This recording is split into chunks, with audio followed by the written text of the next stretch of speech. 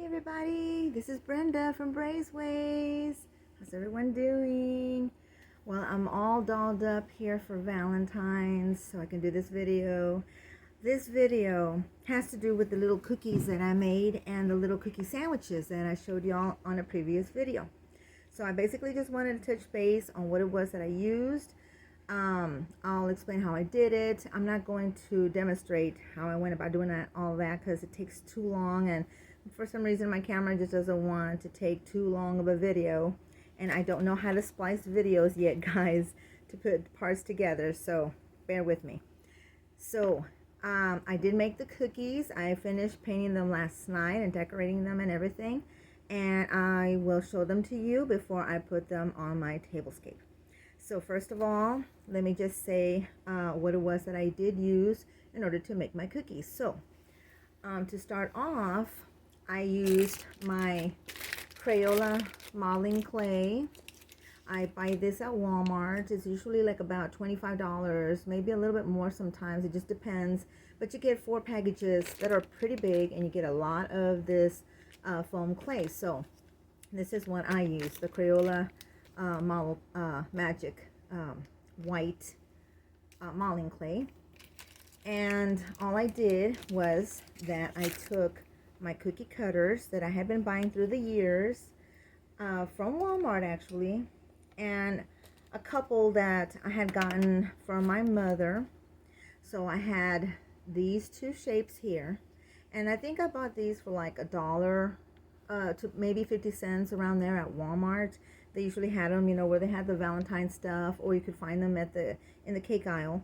And I have this one also, and this little antique one that I've had forever. I have, I think, a couple of these, but I use these 4 shapes here in order to make my cookies. So I'll show you the cookies at the end after I talk about all the stuff that I used.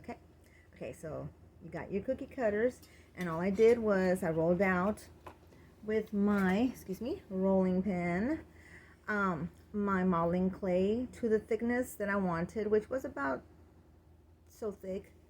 I didn't want to have it too thick because it was going to take too long for it to dry, and I didn't want them too thin where they were going to possibly crack and fall apart. So yeah, so anyway, so I rolled it all out, and then I used the cookie cutters to press down onto the dough. And then all I did was trim away what was around the cookie cutter, popped off the cookie cutter, and then I used my spatula, and I usually use these that you can buy anywhere in your craft aisle, or if you go to like a lumber yard place, you know, where they sell tools and stuff, you know, you can find these. And I have 2 different sizes that I bought. These, I think I'm trying to remember where I got them. I might have gotten them, I want to say Walmart, but I'm not quite sure. I think I bought them at Walmart. But they're the Hyper Tough brand, and they're very sturdy, very strong. They're not going to shift on you. They're not going to get loose or anything like that. They're really well made. So this is what I use to, you know, lightly and slowly pick up on that dough cookie, because it is still kind of soft, a little bit soft, you know, because you've worked the modeling clay. You have to work the modeling clay before you even use it, so it tends to get a little soft on you. And so I gently as I could, picked them up with the spatula, and I placed all the pieces onto a piece of wax paper. I don't have the wax paper with me, but, well, what I use, is the Dollar General is what I had. The Dollar General brand of the wax paper is what I used. So I just took a long sheet and I placed it on my desk, you know, and had it ready so that whenever I would finish cutting out my cookies, you know, I could just easily scoop them up and place them on there so they would start drying. And I worked straight on my work table because my table is sturdy enough and strong enough where I can do that, you know, without having to worry that it's going to stain or anything like that. And so that's what I used there. And after I finished doing all my cookies, of course, I started getting my paints together so that I would, you know, so that I could paint them after they dried. And I had to flip them over a few times, you know, throughout the hours. I say it took probably like about 4 hours for them to dry. That's usually how long they take for me around here. But sometimes if I work too late at night, I will let them dry overnight, and then I'll just come over here in the morning and then flip them over or see how dry they are, you know. And depending on how good they're doing, I'll either paint them or I'll just wait a little bit more. You know, I'm never in a hurry to do this stuff. I mean, you just really can't. So I readied my paint on a styrofoam plate, because that's how I paint. I use the styrofoam plates. I do have a very beautiful what do you call it, porcelain tray, but it's under my stuff right now, so I can't take it out, that my mother-in-law had given me. So I have this and I have this to show, you know, that I mix my own paints, and I use them straight out of the bottle as well. What I use for my paints are the apple barrel paints that you buy at Walmart. I don't like buying expensive paints of any other brand really, because this one works just great for what I do, and they work just as good for me as for when I just paint onto a canvas.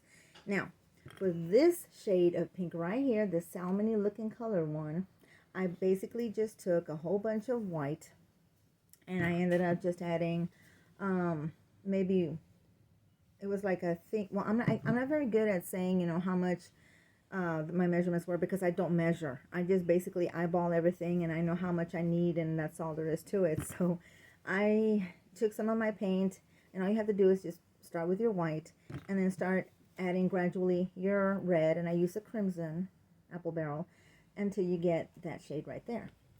So it's not hard. It doesn't take but minutes to do it. And then I did not mix it in completely, I will say that much, because what I did is that I wanted to paint some of my cookies to make them look like they were streaked.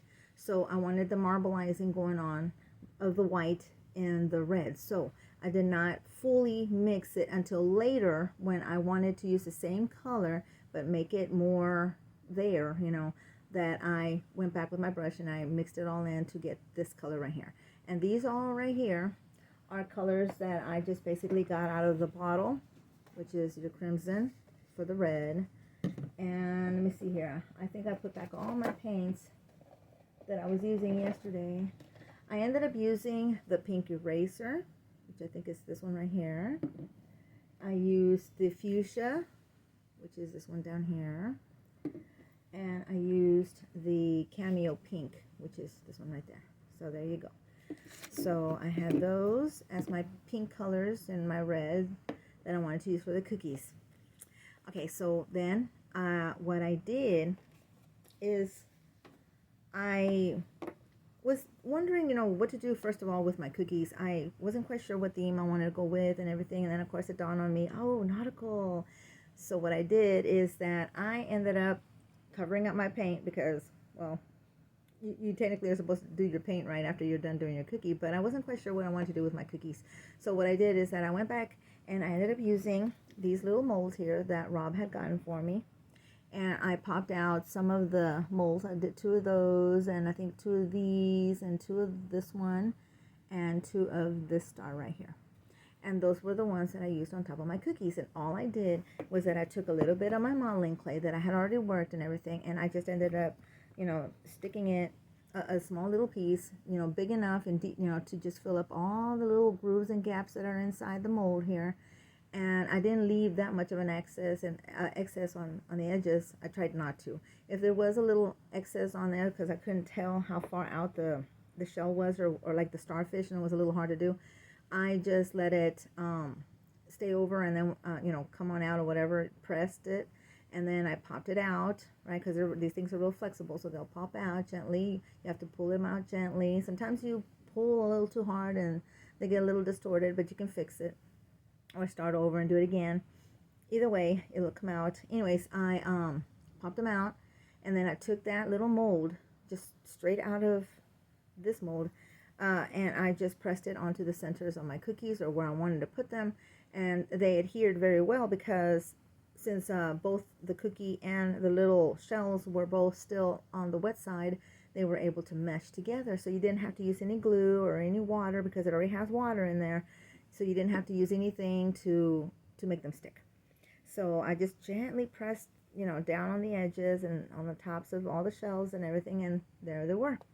So that's how I let them dry, right? So anyways, and then going back to the paint, I used that for the main cookie, those reds and pinks, and then later for the square little cookies and round cookies that you saw in my previous video, I had mixed and taken out the browns and the golden colors and the sandy colors that looked like, you know, cookie colors that I could use. So I mixed my own chocolate. This was, I think it was, I'm trying to remember. I think it was burnt umber, but I had also added a little bit of, I'm trying to remember which color it was. I do believe it was classic caramel, because I had it here. So I think I had a little bit of it in here, just to, you know, but I used more burnt umber than anything because I wanted a different color of chocolate. And that is what I painted the little round cookie with. And then I used the caramel, I believe, for the square cookie, the little sandwich cookie that I showed you all in the previous video. And then for the shells that, or not for the shells, for the, well, yes, for the shells on my heart-shaped cookies, I used these colors here to paint my little shells on top. I used the little metallic silver or metallic pearl color, the metallic copper, or should I say bronze? I think it's more like bronze. The golden sunset, this color here for this one. And okay, I was going to show you, here's that metallic pearl white is what I used for some of the shells there. And I used the solid bronze. Yeah, solid bronze was this color down here. And for the other one, I think it was a gray. Yes, I think it was a gray. Let me see. Where did I put that gray? I do believe, let me see. I'm trying to think if that was the color or not. Doesn't quite match. Unless maybe I mixed it with something. I think I might have thrown it away because I think I ran out. But it was a type of gray, I think. Let me see. I'm still trying to. No, my bad. It was the warm buff color. There you go. See, that's the color that it was. So there you go. Those were the colors I used on the shells on the heart-shaped cookies. So, trying to move all the stuff out of the way. So I painted them. I had also, I forgot to mention, that I had glittered them up. As soon as I cut them and painted them, I put glitter to them. And the glitter that I used was this iridescent glitter that you can buy at Walmart. I'm sure you could probably buy it or something similar in other stores. So I got mine at Walmart. And this one's iridescent, so it has color to it. It's not clear like the one I was always using before that Rob had gotten for me. This one has color. And I liked it because on the cookies, it looked really, really pretty. It just made it look very sugary and just very, very nice. Oh, and I also used another color for my shells. I forgot to mention because I used, out of the big bottle, I used the Caribbean blue turquoise color for some of the shells that I used on the cookies, but you'll see the cookies in a minute. And so then after I had painted the cookies, you know, I glittered them up, and then I went to piping around just I piped 6 cookies because I did, each one has 2 except for the little hearts. And I made, well, I'll show them to you in a minute, right? So anyway, I took and I piped around. I guess I should go ahead and show you because it'd be a lot easier for me to explain, right? So what I did is I took, here's one of them. Isn't it cute? So it was cut out While it was wet, I adhered the shell to the center of the cookie, right? Then after they completely dried, then I glittered them and then let them completely dry. And then I shook off all the excess glitter that was still stuck to them. Then I went in with my piping bag and I used this little tip, which is like it makes little leaves. And so I basically just stretched out the leaf pattern all the way to the edges to where it almost looks like a star or something like that. You can see the little shell in the center, right? But I use this one. I don't know what number it is because it's inside the bag, so I can't really see it, and I'm not a baker, a professional baker, or I just don't keep track of what the tip numbers are. But it was just the smallest little tip of the leaf that I had, so just use the smallest one.